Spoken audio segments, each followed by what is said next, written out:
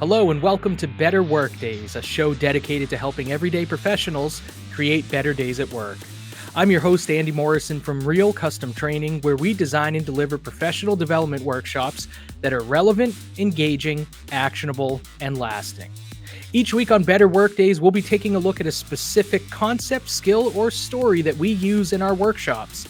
We'll make sure that they're easy to understand, fun to learn about, and most importantly, that they can be applied immediately in the workplace as soon as you finish the episode. Thank you for joining us. It's time for Better Workdays from Real Custom Training. Hey everyone, welcome to the first ever episode of Better Workdays, the brand new podcast/webinar from Real Custom Training. Every week on this show, we look at a concept, skill, or story that can help anyone create better days at work. And it seemed only fitting for this first episode that we look at a concept that we consider essential at Real Custom Training for anyone who's pursuing any type of professional change in terms of their own skills and abilities. And that is the concept of fixed versus growth mindset. So you may have heard of these terms. You may have heard other people at work throwing out the concept of growth mindset. If you're not totally familiar with the terms and what they mean and what this concept is, this is the episode for you. We're going to provide a quick overview of them, help you wrap your head around it, and that way you can start looking for examples in yourself and in those around you in the workplace of when you or they are exhibiting fixed versus growth mindset. And perhaps you'll agree, like I've done personally, that things turn out better and you get better results operating with a growth mindset than with a fixed mindset. Now, here at Real Custom Training, we stand on the shoulders of giants, as they say. And one of those giants, I'm holding up for those of you on the stream, her book, Dr. Carol Dweck. The book is called Mindset, The New Psychology of Success. That's where we're pulling this term and this information from. Fixed versus growth mindset. For me, when I read the book, it was a huge enlightening moment where I realized in many ways I was operating with a fixed mindset when it came to my own traits and abilities. And it helped me start down the path of adopting more of a growth mindset. So what exactly do we mean when we say fixed versus growth mindset? Well, it all comes down to this statement and how you feel about it. We're all born with essential qualities and abilities, and we can significantly change them. Do you believe that is true, or do you believe that is false? If you believe it's false, that's an indication that you're operating with a fixed mindset, where you believe basic qualities and abilities, things like personality and intelligence, are set in stone, and you can't do much to significantly change them. On the other hand, growth mindset means you believe your basic qualities and abilities can be cultivated through purposeful engagement. And that's the key, purposeful engagement, that you've got to put the time and the effort into it. But first and foremost, you have to actually believe that the change you want to make is possible if it's a change about your basic qualities and abilities. Now, sometimes folks in our workshops, when we introduce this concept, they say, yeah, that seems rather obvious.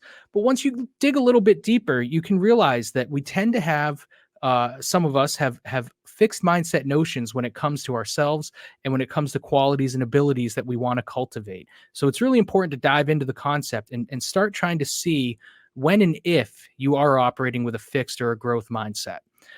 This time of year, it's January 2024, New Year's resolution time, right? Everybody's pursuing their New Year's resolution. So let's look at fixed versus growth mindset and how one mindset or the other could affect someone in the pursuit of meeting their New Year's resolution goal. So we'll take the classic, I'm among the millions of people who probably made this resolution this year. You want to get in shape in 2024. That's your goal. That's the change you want to make.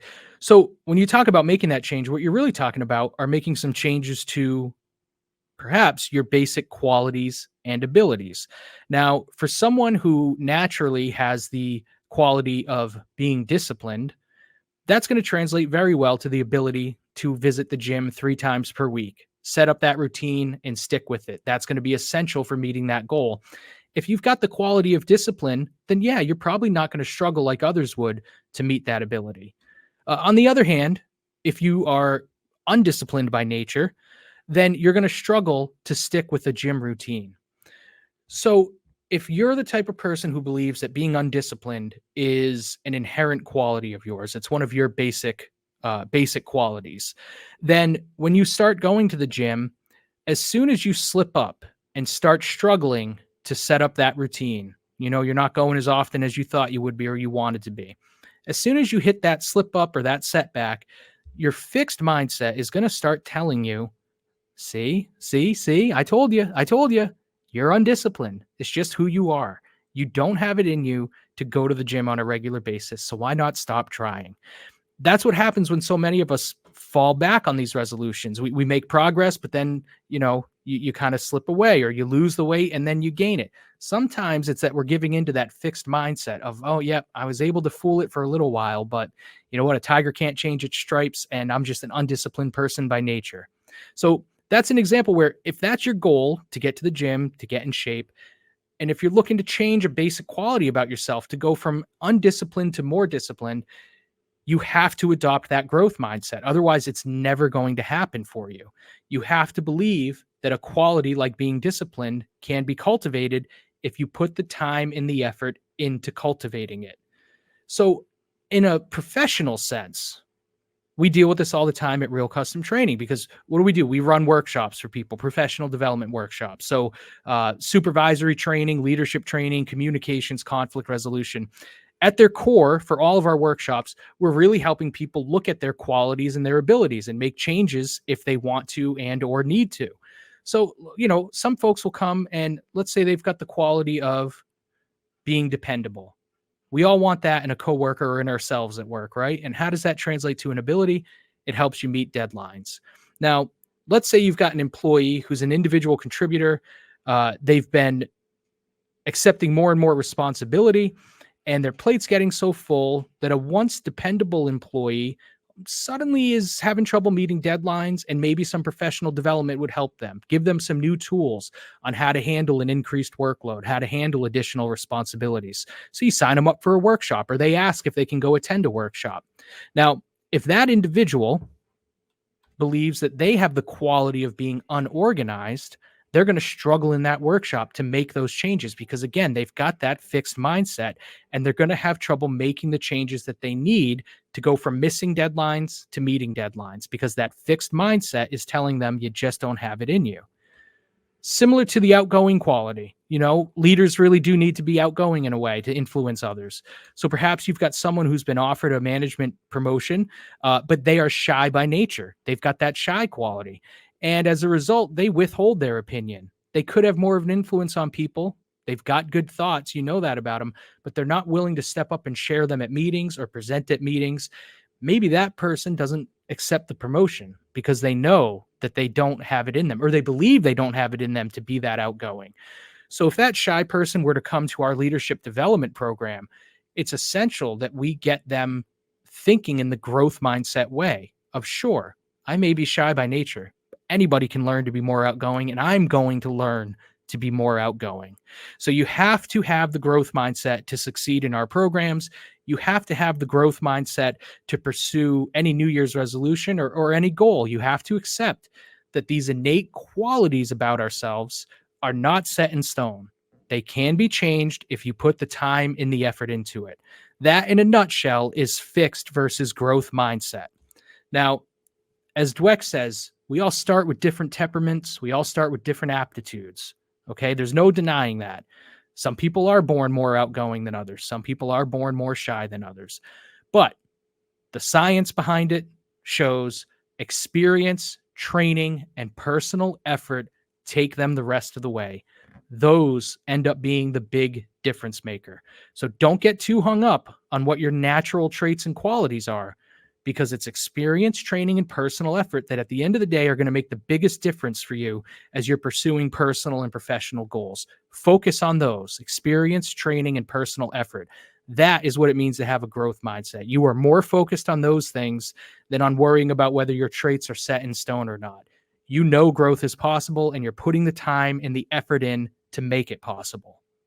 So I hope that's helpful for those of you who haven't heard of fixed or growth mindset before, because as I said, it's an essential concept. It's a super important one for us here at Real Custom Training.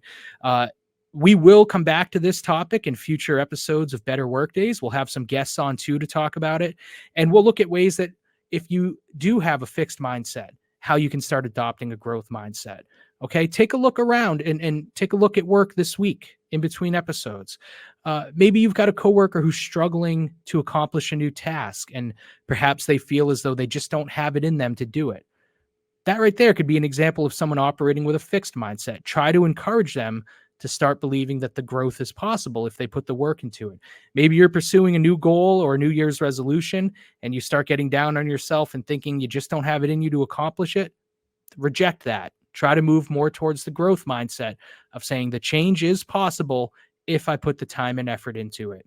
If you're interested in learning more about fixed versus growth mindset, it is one of the workshops we offer at Real Custom Training. So I would encourage you to visit our website, realcustomtraining.com.